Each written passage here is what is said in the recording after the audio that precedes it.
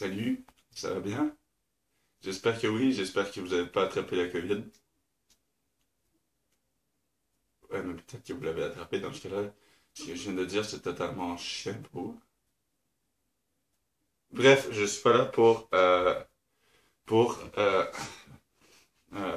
vous critiquer. Mon intro était nul à chier. Faut plus que je refasse un truc comme ça, vraiment. Bref, je suis ici pour vous raconter quatre petites anecdotes sur ma vie que j'ai vécues autrefois. Ça peut être des comportements mignons aussi. Bon, ça va être surtout des comportements mignons. Mais je crois qu'il y aura une grosse anecdote à la fin. Mais ce ne sera pas tout le temps des comportements mignons. Je me suis trompé, ça peut être des comportements un peu tristes, un peu... Bon, voilà, le choix, tiens. La première anecdote, le premier comportement mignon qui s'est passé, en fait, ça s'est passé quand j'étais extrêmement petit. J'étais haut comme trois de ces statues, hein. Oui, demandez-moi pas pourquoi ça gâche ma vie. Je voulais faire une comparaison, mais ça a pas trop marché. Voilà, j'étais un bambin, quoi. J'étais petit et il y avait, j'habitais chez mes parents à ce moment-là, puis c'était avant que j'aille en famille d'accueil et tout, et voilà. À ce moment-là, on avait un chat. Puis tous ceux qui ont des chats, vous savez comment les chats adorent les fameux tunnels. Vous voyez où ça s'en va, hein? Les fameux tunnels de parcours, quoi. On pourrait appeler ça un tunnel de parcours. Puis, ce que moi, je m'amusais à faire, en fait, c'est que je volais littéralement ce parcours-là à mon chat. Du coup, ce qui arrivait, c'est que, je sais pas si je faisais ça aussi quand j'étais puni ou quoi que ce soit, mais je me faufilais dans le tuyau et je restais là pendant quelques heures. Ça m'amusait, je sais pas. J'ai peut-être 4 maths, mais je sais pas, je m'amusais, tu vois. C'est un truc qui fait. Puis je crois que mes parents ils l'avaient remarqué parce que ils osaient vraiment pas me déranger pendant que je m'amusais, en fait. Ils étaient heureux, quoi. Et je comprends pas, ce que je comprends pas de ce délire-là, c'est pourquoi j'étais attiré par un truc pour les chats. Non, mais on va se le dire, je sais pas si c'est commode pour les enfants de s'amuser avec des trucs pour les chats. Si oui, envoyez-moi des vidéos et ça pourrait me surprendre, quoi. Mais pour de vrai, je sais pas si c'est un vrai délire que les enfants ont de s'amuser avec des objets d'achat. Bref, ça, c'était ma première anecdote. Ma deuxième s'est passée quand j'étais dans ma première famille d'accueil. Ça, c'est la plus grosse joie de toute ma vie. J'ai eu mon premier smack. J'ai eu mon premier baiser. Bon, c'est pas très énorme, oui, c'est juste un baiser, puis on était jeunes, donc il n'y avait pas de... Non, on va paniquer. Ok, on va paniquer, on est jeunes, quand même, faut pas abuser non plus.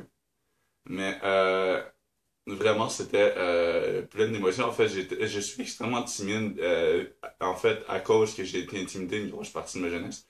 Du coup, quand il y a eu ce premier smack-là, j'étais un peu en mode stress, genre, qu'est-ce que je fais, tu vois. C'était pas génial, en fait. Mais, bref, c'est ça, c'était mon premier smack. La fille, je vais changer son nom pour éviter, pour garder confidentialité, mais on va l'appeler Sophie. Euh, Celle que, en fait, on était en même famille d'accueil. C'était une fille qui était qui avait à peu près 2 ans ou 3 ans plus vieux que moi. Elle était là depuis quand même assez longtemps. Et, en fait, comme on est jeune, tu vois, on veut pas, on est en pleine découverte. Non, on va toujours pas niquer, arrêtez. On va plutôt, en fait, je sais pas comment c'était arrivé, on était dehors et on s'amusait. Il y avait un délire que j'aimais beaucoup dans cette fin d'école, c'est les Tonka. Mec, ces camions de construction où tu peux t'amuser des heures et des heures avec. Je sais pas comment j'ai fait, mais je me suis régalé à m'amuser avec des Tonka. Bref, cette journée-là, j'étais en train de m'amuser avec des Tonka tranquille. Et c'est, ça s'est passé vite, disons. on s'est rapprochés, puis on a discuté ensemble. Du coup, mon frère, dans le coin, il savait pas trop quoi faire. Il était là. Mais de quoi il parle? Putain, c'est bizarre, c'est louche. Il faudrait que je me rapproche, tu sais, en mode espion pour les espionner, pour savoir de quoi il parle. Ouais, mon frère était déjà jaloux à cette époque. Mais bref, c'est ça. Fait que là, au final, on s'est regardé, puis dans notre tête, on s'est littéralement dit mentalement, ok, on le fait. Et là, et voilà, ça s'est passé, premier smack. Mon frère me regarde en état de choc, il fait genre, quoi, mais pourquoi j'ai pas eu un bisou, moi aussi? Je veux un bisou.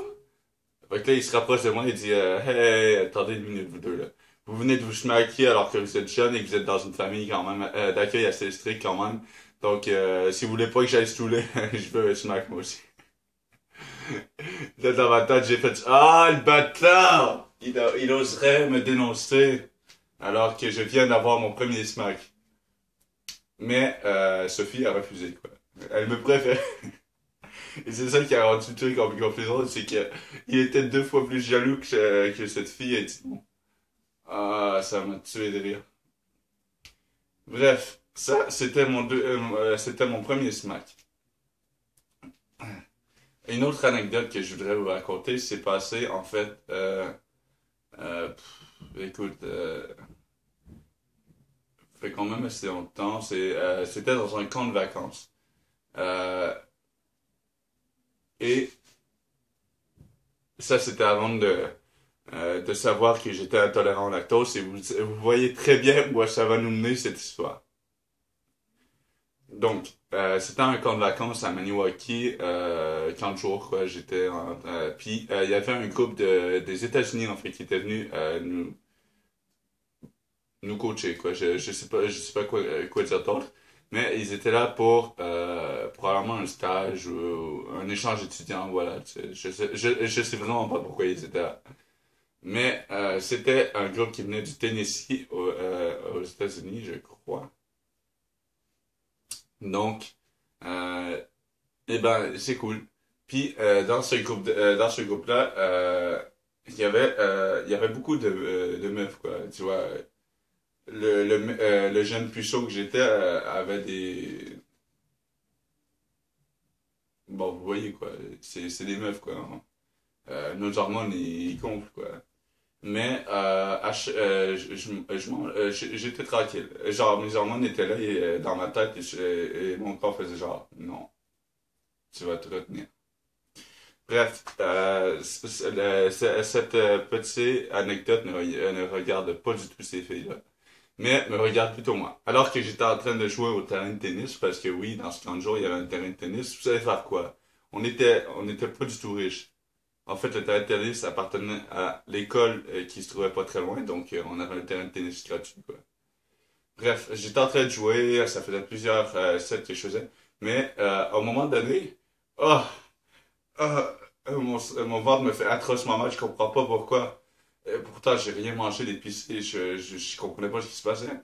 Et là, oups, je fais genre, ok, ça va passer, tu sais. C'est juste un mal de ventre. Fait que là, du coup, je continue à jouer au tennis. Hop! Deux, trois points que je fais après, un autre mal de ventre, mais encore plus intense, ce qui veut dire, putain, tu dois aller aux toilettes. Sauf que moi, je préfère l'ignorer, puis vous savez ce qui est arrivé après ça. On n'ignore pas l'estomac. Quand il dit qu'il a envie de numéro 2, tu vas faire numéro 2. J'ai tellement honte de vous raconter cette anecdote. J'ai chié dans mon frog. Oui, je l'ai dit. Oui, j'ai fait caca dans mes boxers. C'est bon? Vous avez fini de vous moquer? Non, mais sérieux, c'était la pire expérience de ma vie. Puis le pire, c'est que j'ai fait genre, ah non, ma première réaction a fait genre, attends, c'est pas vraiment arrivé là. Et je croyais que c'était juste un mal de ventre, il s'est passé quoi là? Et du coup, je donnerai pas trop de détails, mais je vais juste dire que ça pendouillait là-dedans. Et j'ai fait genre, ok, moi je dois aller aux toilettes. Du coup, je me suis dépêché d'aller aux toilettes de l'école. Et bref, je vous épargne les détails après, mais c'était monstrueux. J'aurais dû écouter mon estomac à cet instant précis, bordel! Pourquoi j'écoute pas mon corps? Bon, en même temps, si j'écoutais tout le temps mon corps, tu vois les hormones et... Ah! Bref, ceci était la troisième anecdote. La quatrième anecdote s'est passée quand c'est un comportement mignon que j'ai eu quand j'étais très jeune. Mais un peu mignon, tu vois, genre c'est... donc je vais vous raconter ça. J'adore, le petit Nick adorait aller chez sa tante que je vais appeler, je vais l'appeler par son vrai nom parce que c'est ma tante, qui s'appelait Nathalie. Et Nathalie avait adoré aussi que le petit Nick vienne chez eux une fin de semaine par mois, quelques fins de semaine par mois. Et ce qui est mignon, c'est qu'à cette époque-là, j'avais environ 6 ans. Du coup, non, pas vrai, j'avais 3 ans. 3 ans. Et à cette époque-là, tu vois, je suis petit, mais je suis quand même assez intelligent. Euh, du coup, à un moment donné, cette anecdote-là est drôle parce que je crois que quelqu'un je sais pas si c'était ma tante ou moi ou peu importe, a échappé quelque chose au sol. Et devinez ce que le petit Nick a fait. Il a été assez brillant pour aller chercher l'aspirateur et essayer de nettoyer son dégât. Mais le petit Nick a 12 ans. Il peut pas nettoyer son aspirateur, c'est n'importe quoi. C'est ça qui est drôle, c'est que j'étais doté d'une telle intelligence que je voulais nettoyer un dégât qui, vraiment, j'aurais pas réussi à nettoyer.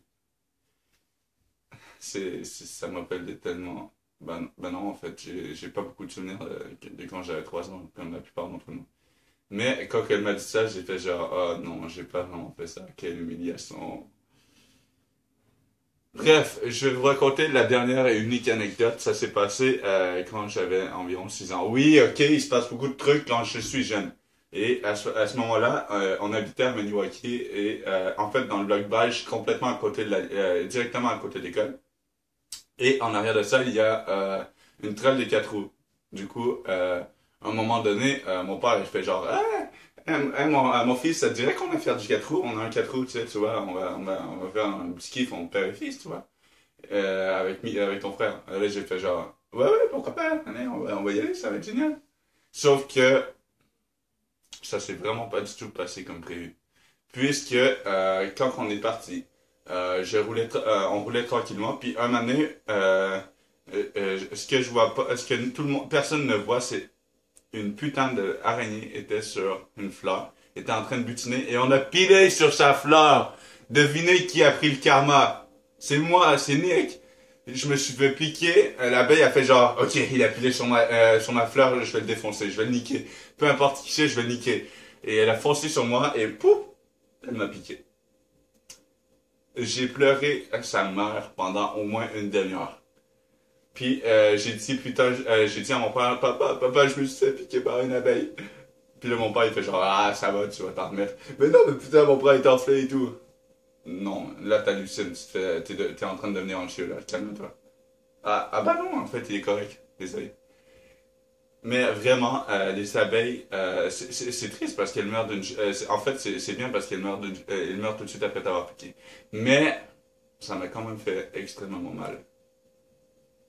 Bref, c'était les 5 ou 4 anecdotes que je voulais vous raconter aujourd'hui.